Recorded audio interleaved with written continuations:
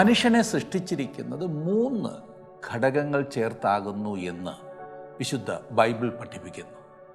ദേഹം, ദേഹി, ആത്മാവ്. പൗലോസ് തെസ്സലോനിക്കർക്ക് ലേഖനം എഴുതുമ്പോൾ 1 തെസ്സലോനിക്കർ 5:23 എബ്രായ ലേഖനം 4-ാം അധ്യായത്തിൻ്റെ 12-ാം വാക്യത്തിലും ഈ 3 ഘടകങ്ങൾ പ്രത്യേകം പറഞ്ഞിരിക്കുന്നത് ശ്രദ്ധേയമാണ്. ദേഹമെന്ന് പറയുമ്പോൾ ലോകബോധമാകുന്നു. കണ്ണാടിയിൽ നോക്കിയാൽ നാം കാണുന്നത് നമ്മുടെ ദേഹമാകും. ദേഹി സ്വയബോധമാകും. ബുദ്ധി, വികാരങ്ങൾ, ഇഷ്ടാനിഷ്ടങ്ങൾ ഇവയെല്ലാം ചേർന്ന വ്യക്തിത്വം. ഇനിയും ആത്മാവ് ദൈവബോധമാകും. ദൈവം മനുഷ്യനുമായി ആശയവിനിമയം നടത്തുന്നത് നമ്മുടെ ആത്മാവിലൂടെയാകുന്നു എന്ന് ബൈബിൾ വ്യക്തമാക്കുന്നു.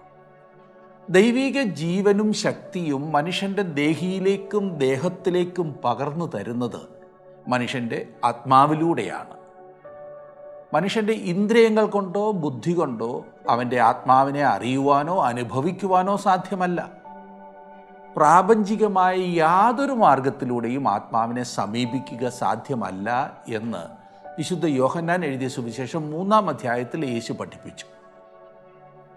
പഠിപ്പും പത്രാസും ഉണ്ടായിരുന്ന നിക്കോദിമോസിന് ഈ സത്യം ഗ്രഹിപ്പാൻ കഴിഞ്ഞില്ല. ദേഹത്തിനും ദേഹിക്കും ആത്മാവിനും ആവശ്യമായ സകലതും നൽകിയാണ് ദൈവം ആദിയിൽ മനുഷ്യനെ സൃഷ്ടിച്ചത്. ദൈവത്തിൻ്റെ സ്വരൂപത്തിലും സാദൃശ്യത്തിലും സൃഷ്ടിക്കപ്പെട്ട മനുഷ്യൻ ദൈവവുമായുള്ള അഭേദ്യ സംസർഗത്തിൽ ജീവിച്ചു വന്നു. ദൈവത്തിൻ്റെ ആലോചനകൾ മനുഷ്യൻ്റെ ആത്മാവിൽ പ്രാപിച്ച് അത് ദേഹിയിൽ പ്രതിഫലിച്ച് ദേഹത്തിൽ കൂടി പ്രാവർത്തികമാക്കി ദൈവത്തെ പ്രതിബിംബിക്കുന്ന അനുഗ്രഹീത ജീവിതത്തിനു വേണ്ടിയാകുന്നു ദൈവം മനുഷ്യനെ രൂപകൽപ്പന ചെയ്തത്. എന്നാൽ സാത്താൻ്റെ വഞ്ചനയിൽ വീണ മനുഷ്യൻ ദൈവത്തിൻ്റെ സ്ഥാനം കൈയടക്കുവാൻ പരിശ്രമിച്ച് ദൈവത്തിൽ നിന്നും വേർപെട്ടു. ഇതത്രേ ആത്മീയ മരണം എന്ന് പറയുന്നത്. ദൈവത്തോട് മറുതലിച്ച മനുഷ്യൻ്റെ ആത്മാവ് ദൈവവുമായുള്ള സംസർഗം നഷ്ടപ്പെട്ട് നിർജീവാവസ്ഥയിലായി എന്ന് ചുരുക്കം. ഇന്ന് മനുഷ്യൻ തൻ്റെ ദേഹവും ദേഹിയും കൊണ്ട് ജീവിക്കുവാൻ പരിശ്രമിച്ച് പരാജയമടയുന്നു. കാറ്റ് പോയി പഞ്ചറായ ഒരു സ്കൂട്ടറിൻ്റെ ടയറിൽ വെള്ളം നിറച്ചോ മണൽ നിറച്ചോ ചപ്പു ചവറുകൾ നിറച്ചോ ഓടിച്ച് ലക്ഷ്യത്തിലെത്തുവാൻ ശ്രമിക്കുന്നത് പോലെയാകുന്നു നിർജീവമായ ആത്മാവ് കൊണ്ട് മനുഷ്യൻ ജീവിക്കുവാൻ ശ്രമിക്കുന്നത്. മനസ്സിലായോ? എന്തൊരു അസ്വസ്ഥത, എത്ര അസംതൃപ്തി, എത്ര അർത്ഥശൂന്യമായ ജീവിതം. അങ്ങനെ ജീവിക്കുവാനല്ല ദൈവം മനുഷ്യനെ സൃഷ്ടിച്ചത്, രൂപകൽപ്പന ചെയ്തിരിക്കുന്നത്. മനുഷ്യൻ്റെ ഈ ദുരവസ്ഥ മാറണം. അതിനൊരു മാറ്റം വരുത്തുവാനാണ് ദൈവപുത്രൻ മനുഷ്യനായി അവതരിച്ചത്. മനുഷ്യൻ്റെ പാപത്തിന് പ്രായശ്ചിത്തമായത് അവനാണ്. വിശുദ്ധ പൗലോസ് എഴുതി, ഒരുവൻ ക്രിസ്തുവിലായാൽ അവൻ പുതിയ സൃഷ്ടിയാകുന്നു എന്ന്. കർത്താവായ യേശു ക്രിസ്തുവിൽ വിശ്വസിച്ച് അവനെ കർത്താവായി ജീവിതത്തിൽ കൈക്കൊള്ളുന്നവരെ ദൈവം പുതു സൃഷ്ടിയാക്കും. ആത്മാവ് ദൈവജീവൻ പ്രാപിക്കുന്നതോടെ അങ്ങനെയുള്ളവർ ദൈവവുമായുള്ള സംസർഗത്തിലായിത്തീരുന്നു എന്ന് ചുരുക്കം. അങ്ങനെ ആത്മാവ് ദൈവഹിതം തിരിച്ചറിഞ്ഞ് ദേഹിയിൽ അത് പ്രകാശിപ്പിച്ച് ദേഹത്തിലൂടെ പ്രാവർത്തികമാക്കുന്ന പുതിയ ജീവിതത്തിലേക്ക് അവർ പ്രവേശിക്കുന്നു. അങ്ങനെ പുതുജീവനിലേക്ക് വിശ്വാസത്താൽ പ്രവേശിക്കുന്നവർക്കുള്ളതാണ് സ്വർഗരാജ്യം. അതെ, ദൈവത്തിൻ്റെ ഹിതം മാത്രം പ്രാബല്യത്തിലുള്ള നിത്യത. ഇതേക്കുറിച്ച് നമ്മുടെ കർത്താവ് പഠിപ്പിക്കുന്നത് തന്നെ നമുക്ക് ധ്യാനിക്കാം. വിശുദ്ധ യോഹന്നാൻ എഴുതിയ സുവിശേഷം 3-ാം അധ്യായത്തിൻ്റെ ആദ്യത്തെ 8 വാക്യങ്ങൾ നമുക്ക് ഇന്ന് ധ്യാനിക്കാം. ആ ഭാഗം എടുത്താട്ടെ. വിശുദ്ധ യോഹന്നാൻ എഴുതിയ സുവിശേഷം 3-ാം അധ്യായത്തിൻ്റെ 1 മുതൽ 8 വരെയുള്ള വാക്യങ്ങൾ.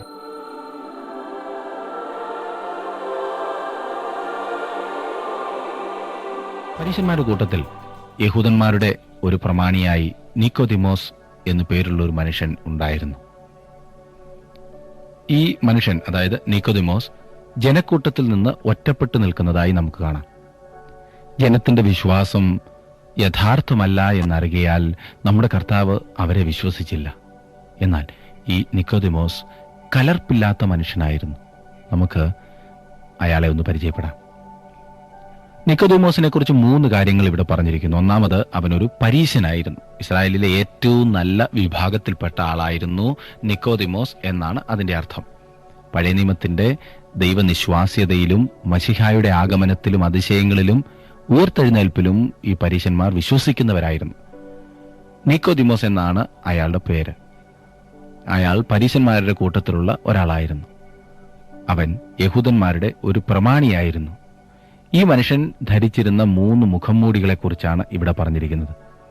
ആധുനിക മനുഷ്യന്റെ ചിത്രം നമുക്ക് ഇവിടെ ലഭിക്കുന്നു. പരീശന്മാരുടെ കൂട്ടത്തിൽ ചെല്ലുമ്പോൾ നിക്കോദീമോസ് അവരിൽ ഒരാളായിരുന്നു. എന്നാൽ പരീശന്മാരുടെ ഇടയിൽ നിന്ന് അവൻ നടന്നു നീങ്ങുമ്പോൾ ജനം അവനെ കണ്ട് മാറി നിൽക്കുമായിരുന്നു. അവൻ തന്റെ കുപ്പായം ധരിച്ചിരിക്കും, ഒരു പരീശനാകുന്നു എന്ന് കാണിക്കുന്ന കുപ്പായം. അവനെ കാണുമ്പോൾ പ്രമാണിയായ നിക്കോദീമോസ് ഇതാ വരുന്നു എന്ന് ജനം പറഞ്ഞിരുന്നു. പ്രമാണിയായിരുന്നവൻ. അവൻ വളരെ സ്വാധീനമുള്ള ഒരു വ്യക്തിയായിരുന്നു. അവൻ യഹൂദന്മാരുടെ ഒരു പ്രമാണിയായിരുന്നു.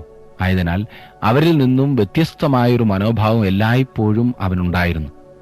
അങ്ങനെയാണല്ലോ സാധാരണ വലിയ സ്ഥാനങ്ങളിൽ ഇരിക്കുന്ന ആളുകൾ പൊതുജനങ്ങളുടെ ഇടയിൽ വരുമ്പോൾ വ്യത്യസ്തമായ ഒരു മുഖഭാവം, വ്യത്യസ്തമായ ഒരു മനോഭാവം ഉണ്ടാകുമല്ലോ. എന്നാൽ ഈ 2 മുഖംമൂടിയുടെയും ഉള്ളിൽ അവൻ സാധാരണക്കാരനായ നിക്കോദീമോസ് തന്നെയായിരുന്നു. അത് വാസ്തവമായി കാണണമെങ്കിൽ അവന്റെ വീട്ടിൽ ചെല്ലുമ്പോൾ മനസ്സിലാക്കുവാൻ സാധിക്കും. വ്യത്യസ്ത നിലകളിൽ ജീവിതം നയിക്കുന്ന അനേകരെ ഇന്ന് നമുക്ക് കാണുവാൻ കഴിയും. വ്യത്യസ്ത സാഹചര്യങ്ങളിൽ ഭിന്നങ്ങളായ മനോഭാവത്തോടുകൂടെ പ്രവർത്തിക്കുന്നവരാണ് അവർ. വാസ്തവത്തിൽ അതൊരു വലിയ തലവേദന ഉണ്ടാക്കുന്ന കാര്യമല്ലേ, ഇങ്ങനെ മുഖംമൂടി ധരിച്ചുകൊണ്ട് വ്യത്യസ്ത മനോഭാവങ്ങളോടുകൂടി പ്രവർത്തിക്കുന്നത്. ഏതായാലും 2-ാം വാക്യം ശ്രദ്ധിച്ചാട്ടെ. അവൻ രാത്രിയിൽ അവന്റെ അടുക്കൽ വന്ന് അവനോട്, റബി, നീ ദൈവത്തിന്റെ അടുക്കൽ നിന്ന് ഉപദേഷ്ടാവായി വന്നിരിക്കുന്നു എന്ന് ഞാൻ അറിയുന്നു. ദൈവം തന്നോടുകൂടെ ഇല്ല എങ്കിൽ നീ ചെയ്യുന്ന ഈ അടയാളങ്ങളെ ചെയ്യുവാൻ ആർക്കും കഴിയുകയില്ല എന്ന് പറഞ്ഞു.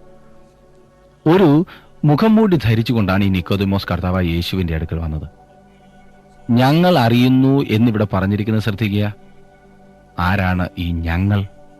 അതെ, പരീശന്മാരെ കുറിച്ചാണ് ഇവിടെ ആ ഞങ്ങൾ എന്ന പ്രയോഗം കൊണ്ട് അർത്ഥമാക്കുന്നത്. ഒരു പരീശനായിട്ടാണ് അവൻ യേശുവിന്റെ അടുക്കൽ വരുന്നത്. അവൻ തന്റെ വ്യത്യസ്തത കാണിക്കുന്ന അല്ലെങ്കിൽ പരീശന്മാരുടേതായ ഒരു കുപ്പായം അണിഞ്ഞിരുന്നിരിക്കും. ഒരു യഥാർത്ഥ അഭിനന്ദനവുമായിട്ടാണ് ഈ നിക്കോദീമോസ് യേശുവിന്റെ അടുത്ത് വരുന്നത്. അവൻ കപടഭക്തനല്ലായിരുന്നു എന്ന കാര്യം ഓർക്കുക.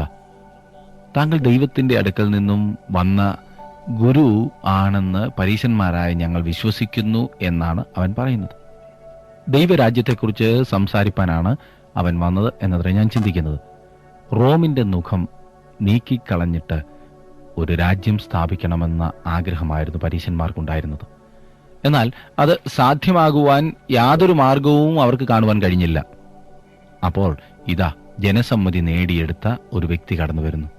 എവിടെയും പുരുഷാരം, ജനങ്ങൾ അവനെ അനുഗമിക്കുന്നു. അതിനാൽ തങ്ങളുടെ ഉദ്ദേശവുമായി പരീശന്മാർ അവനെ സമീപിക്കുകയാണ് ചെയ്തത്. അതിനാലാണ് യേശുവിനെ ഒരു ഉപദേഷ്ടാവായി അംഗീകരിച്ചുകൊണ്ട് നിക്കോദീമോസ് അവന്റെ അടുത്ത് വന്നത്. യേശുവിന്റെ അതിശയ പ്രവർത്തനങ്ങളാണ് അതിന് തെളിവായി അവൻ ചൂണ്ടിക്കാണിക്കുന്നത്. യേശു ചെയ്ത അതിശയ പ്രവർത്തികളെ അവൻ അംഗീകരിക്കേണ്ടതായി വന്നു. പരീശന്മാരുടെ കൂട്ടത്തിലെ പ്രമാണിയായ നിക്കോദീമോസിന് യേശു ചെയ്ത അതിശയ പ്രവർത്തികളെ അംഗീകരിക്കേണ്ടതായി വന്നു. അക്കാലത്ത് യേശുവിന്റെ അത്ഭുത പ്രവർത്തികളെ ആരും തന്നെ സംശയിക്കുകയോ ചോദ്യം ചെയ്യുകയോ ചെയ്തിരുന്നില്ല. യേശുക്രിസ്തുവിന്റെ എതിരാളികൾ പോലും അവന്റെ അതിശയങ്ങളെ സംശയിച്ചിരുന്നില്ല. എന്നാൽ ഇപ്പോൾ നമ്മുടെ ഈ കാലത്ത് 2000 വർഷത്തിന് ശേഷം അനേകായിരം മൈലുകൾ അകലെ ഇരുന്നു കൊണ്ട് നാം വേദപണ്ഡിതന്മാർ പോലും യേശുവിന്റെ അതിശയ പ്രവർത്തികളെ സംശയിക്കുകയും ചോദ്യം ചെയ്യുകയും ചെയ്യുന്നത് നമുക്കറിവുള്ള കാര്യമാണല്ലോ. എത്ര വലിയ മണ്ടത്തരമാകുന്നില്ലേ? 3-ാം വാക്യത്തിൽ നാം വായിക്കുന്നത്, യേശു അവനോട്, ആമേൻ ആമേൻ ഞാൻ നിന്നോട് പറയുന്നു, പുതുതായി ജനിച്ചില്ല എങ്കിൽ ദൈവരാജ്യം കാണുവാൻ ആർക്കും കഴിയുകയില്ല എന്നുത്തരം പറഞ്ഞു. ഈ നിക്കോദീമോസ് ദൈവരാജ്യത്തെക്കുറിച്ച് സംസാരിപ്പാനാണ് കടന്നു വന്നത് എന്ന് ഞാൻ ആദ്യമേ സൂചിപ്പിച്ചല്ലോ. ഞാൻ അങ്ങനെ പറഞ്ഞതിന്റെ കാരണം ഇതാണ്. അല്ലായിരുന്നുവെങ്കിൽ ഇടയ്ക്ക് കയറി നീ പുതുതായി ജനിക്കുന്നില്ല എങ്കിൽ ദൈവരാജ്യം നിനക്ക് കാണുവാൻ പോലും കഴിയുകയില്ല എന്ന് യേശു അവനോട് പറയുമായിരുന്നില്ല. കാരണം ഇവിടെ അതിനുള്ള പശ്ചാത്തലം ഒന്നും നാം കാണുന്നില്ലല്ലോ. ഇവിടെ ഇതാ ഒരു പരീശൻ. അവൻ വളരെയധികം മതഭക്തനായ മനുഷ്യനാണ്. എന്നിട്ടും നമ്മുടെ കർത്താവ് അവനോട് പറഞ്ഞു, അവൻ പുതുതായി ജനിക്കുന്നില്ല എങ്കിൽ അവന് ദൈവരാജ്യം കാണുവാൻ കഴിയുകയില്ല എന്ന്. ഈ നിക്കോദിമോസ് ദൈവരാജ്യത്തെക്കുറിച്ചും അതിൻ്റെ സ്ഥാപനത്തെക്കുറിച്ചും സംസാരിക്കുന്നതിനാണ് വന്നതെങ്കിൽ യേശുവിൻ്റെ ഈ പ്രസ്താവന അവനെ നിരാശനാക്കി എന്ന കാര്യത്തിൽ സംശയമില്ല. അതിനാൽ അവൻ പരീശന്റെ മൂടുപടം നീക്കിക്കളയുന്നു. എന്നാൽ അപ്പോഴും അവൻ യഹൂദന്മാരുടെ ഒരു പ്രമാണിയാണ്. നോക്കണേ, യേശു എത്ര ഭംഗിയായി അവനോട് സംസാരിക്കുന്നുവെന്ന്.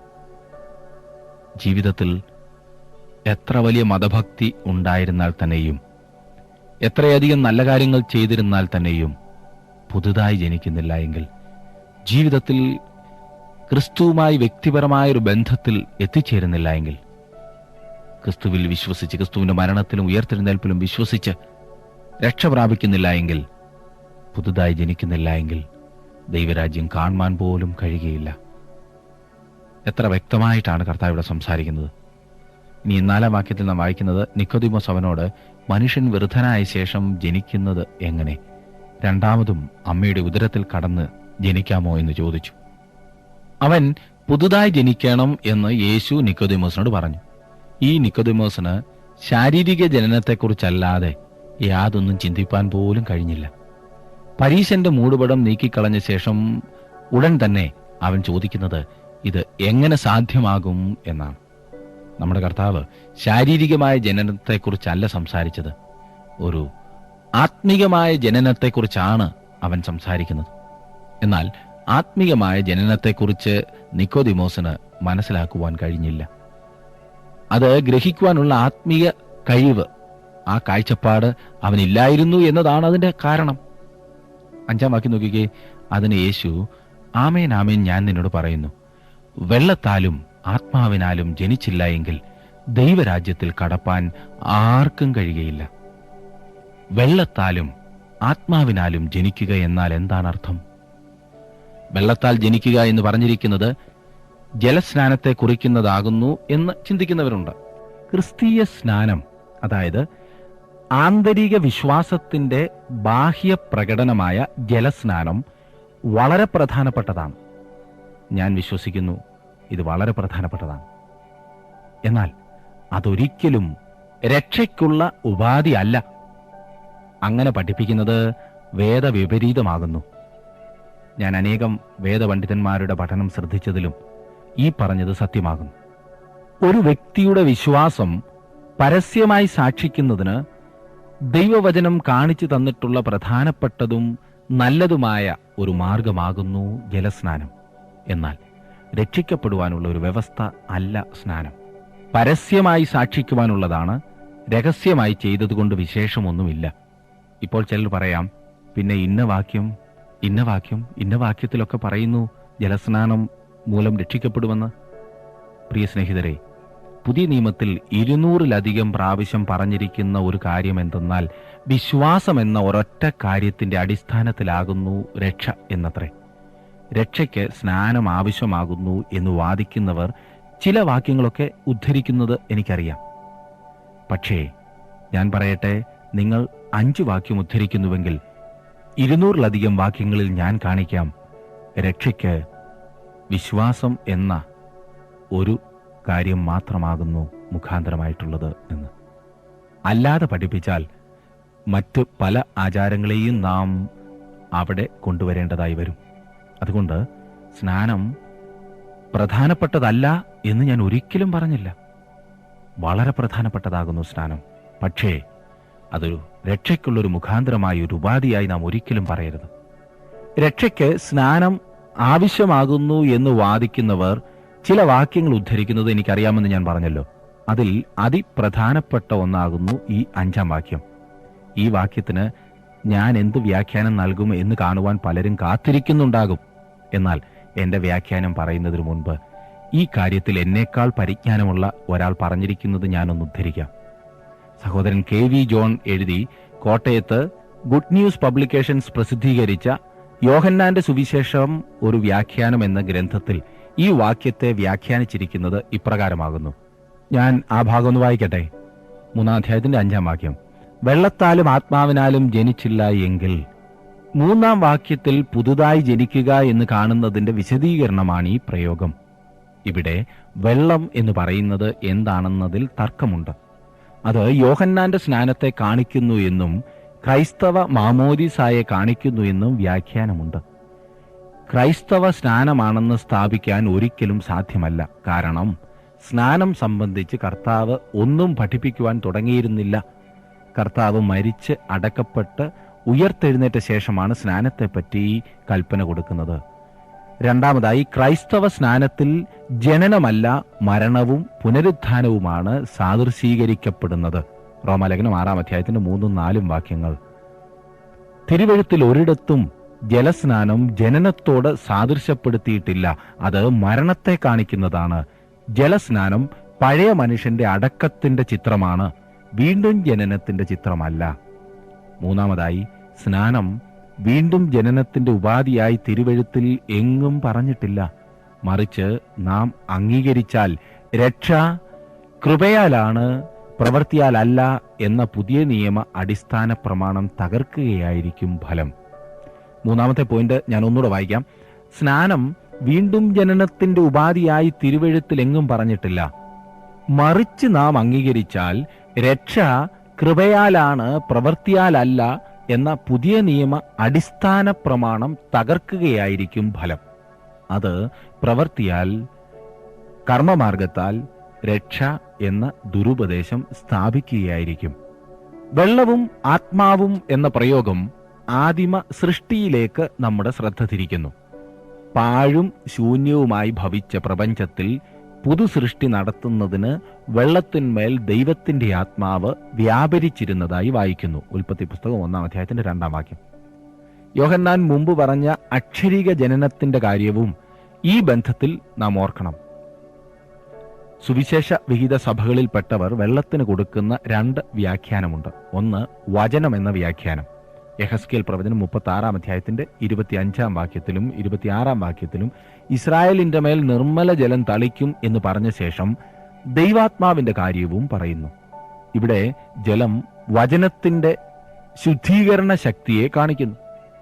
ആത്മാവിനോട് ചേർന്ന് വീണ്ടും ജനനം സാധിക്കാനുള്ള ഉപാധി ജലസ്നാനമല്ല, ദൈവവചനമാണ്. 1 പത്രോസ് 1:23, എഫെസ് ലേഖനം 5-25-26 വാക്യങ്ങൾ. വെള്ളത്തിന് കൊടുക്കുന്ന 2ാമത്തെ വ്യാഖ്യാനം പരിശുദ്ധാത്മാവ് എന്നതത്രേ.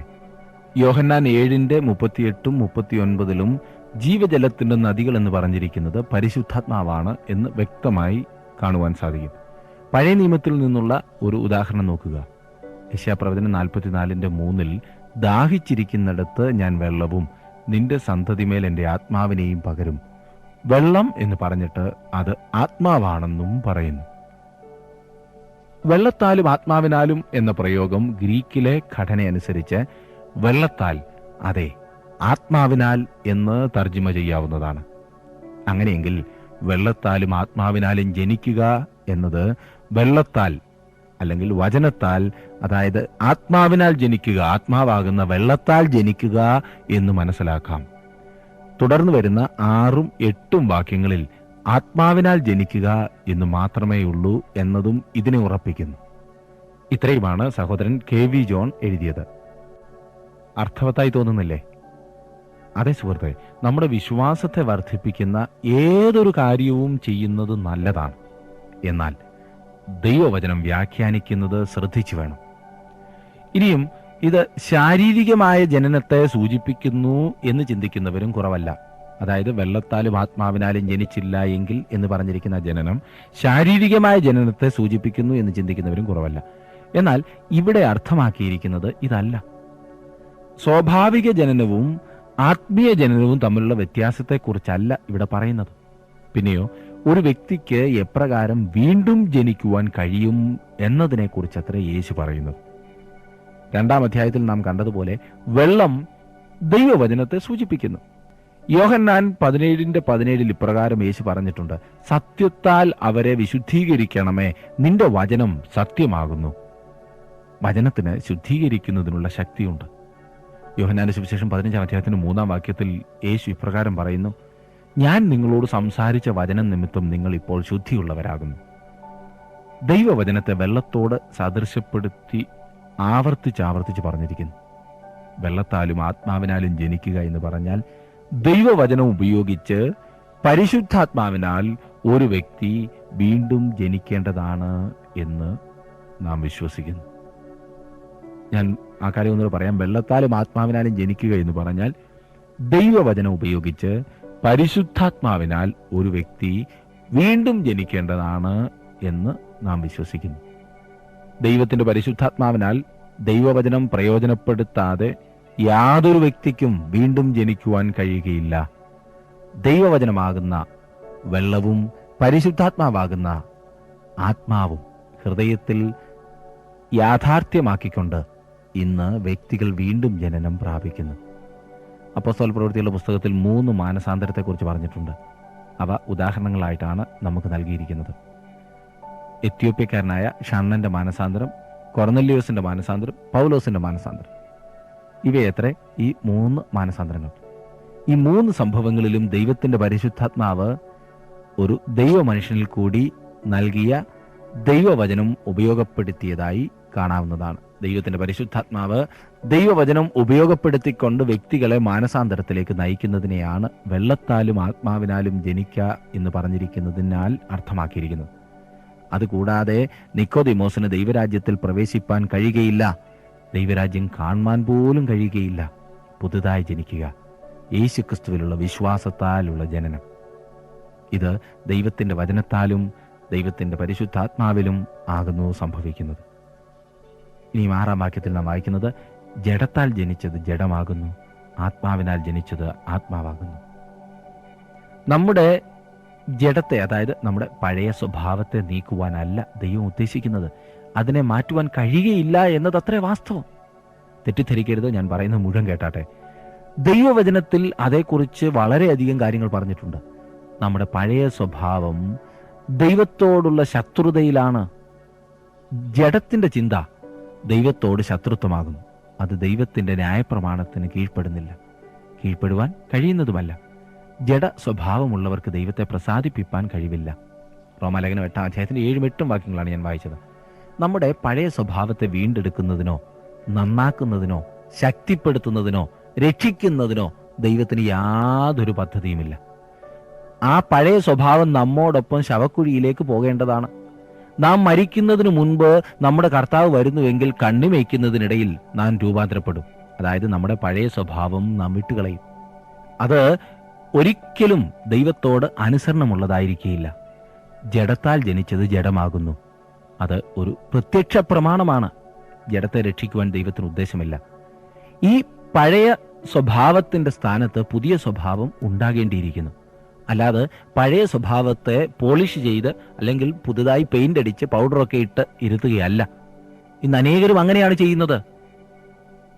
പലപ്പോഴും പഴയ സ്വഭാവമാകുന്നു ചാടിക്കയറി മുൻപിൽ വരുന്നത്, അല്ലേ? എന്നാൽ ദൈവം ആഗ്രഹിക്കുന്ന ഈ പുതിയ സ്വഭാവം ലഭിക്കുന്നതിന് വേണ്ടി ഞാനും നിങ്ങളും ആത്മീയമായി ജനിക്കേണ്ടത് ആവശ്യമത്രേ എന്നത്രേ. ഇനിയും 3-ാം അധ്യായത്തിന്റെ 7-8 വാക്യങ്ങൾ കൂടി നമുക്ക് നോക്കാം. 7-8 വാക്യങ്ങൾ. നിങ്ങൾ പുതുതായി ജനിക്കണം എന്ന് ഞാൻ നിന്നോട് പറകയാൽ ആശ്ചര്യപ്പെടരുത്. കാറ്റ് ഇഷ്ടമുള്ളയിടത്ത് ഊതുന്നു, അതിന്റെ ശബ്ദം നീ കേൾക്കുന്നു, എങ്കിലും അത് എവിടെ നിന്ന് വരുന്നു എന്നും എവിടേക്ക് പോകുന്നു എന്നും അറിയുന്നില്ല. ആത്മാവിനാൽ ജനിച്ചവനെല്ലാം അതുപോലെയാകുന്നു എന്നുത്തരം പറഞ്ഞു. കാറ്റ് എവിടെ നിന്നാണ് വരുന്നത് എന്ന് എവിടേക്ക് അത് പോകുന്നു എന്നും നിങ്ങൾക്ക് പറയുവാൻ കഴിയുകയില്ല. ഇതത്ര യേശു പറയുന്നത്. കാറ്റിന്റെ ശക്തിയെ ഇന്ന് മനുഷ്യന് നിയന്ത്രിക്കുവാൻ കഴിയാത്ത ഒന്നത്രേ. കാറ്റ് ഇഷ്ടമുള്ളയിടത്ത് ഊതുന്നു.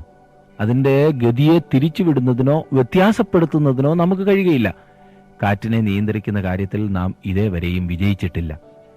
ഒരു പ്രത്യേക സ്ഥലത്ത് ഒരുപക്ഷെ നമുക്ക് അതിനെ നിയന്ത്രിക്കുവാൻ സാധിച്ചെന്നിരിക്കും. ഞാൻ ഉദ്ദേശിച്ചത് മൊത്തമായി. കാറ്റിനെ നിയന്ത്രിക്കുവാൻ കഴിയുകയില്ലെങ്കിലും അത് എപ്പോൾ ഊതുന്നു എന്ന് താങ്കൾക്ക് പറയുവാൻ കഴിയും. വഴിയിൽ നിൽക്കുമ്പോൾ ഇതാ കാറ്റടിക്കുന്നു എന്ന് താങ്കൾക്ക് പറയുവാൻ കഴിയും. കാറ്റുണ്ടാകുമ്പോൾ അത് നമുക്ക് മനസ്സിലാക്കുവാൻ കഴിയും, അത് നമുക്ക് അനുഭവിക്കുവാൻ കഴിയും. ആത്മാവിനാലുള്ള ജനനത്തെക്കുറിച്ച് വിവരിക്കുവാൻ എനിക്കറിവില്ല. കാറ്റിഷ്ടമുള്ളയിടത്ത് ഊതുന്നു, അതിൻ്റെ ശബ്ദം നീ കേൾക്കുന്നു, എങ്കിലും അത് എവിടെ നിന്ന് വരുന്നു എന്നും എവിടേക്ക് പോകുന്നു എന്നും അറിയുന്നില്ല. ആത്മാവിനാൽ ജനിച്ചവനെല്ലാം അതുപോലെയാകുന്നു. ദൈവത്തിൻ്റെ ആത്മാവ് എപ്രകാരമാണ് പ്രവർത്തിക്കുന്നതെന്ന് വ്യക്തമായി പറയുവാൻ എനിക്ക് സാധ്യമല്ല. എന്നാൽ അവൻ തൻ്റെ ജനത്തിൻ്റെ ജീവിതത്തിലും ഹൃദയങ്ങളിലും പ്രവർത്തിക്കുന്നത് കണ്ടു മനസ്സിലാക്കുവാൻ നമുക്ക് കഴിയും. നമ്മുടെ കർത്താവ് അതത്രേ ഇവിടെ പറഞ്ഞിരിക്കുന്നത്. കാറ്റ് അദൃശ്യമാണെങ്കിലും അതിൻ്റെ പ്രവൃത്തികൾ ദൃശ്യമായിരിക്കുന്നത് പോലെ ആവണം മനുഷ്യഹൃദയങ്ങളിൽ ദൈവത്തിൻ്റെ പ്രവർത്തനം. ആത്മാവിൻ്റെ പ്രവർത്തനം ഫലത്താൽ തിരിച്ചറിയാം. ആത്മാവിനാൽ ജനിച്ചവനെല്ലാം അതുപോലെയാകുന്നു എന്ന് പറഞ്ഞാൽ ദൈവാത്മാവിൻ്റെ അദൃശ്യമായ വ്യാപാരത്തിന് വിധേയനാകുന്ന വിശ്വാസിയിൽ ദൃശ്യമായ ഫലങ്ങൾ കാണും.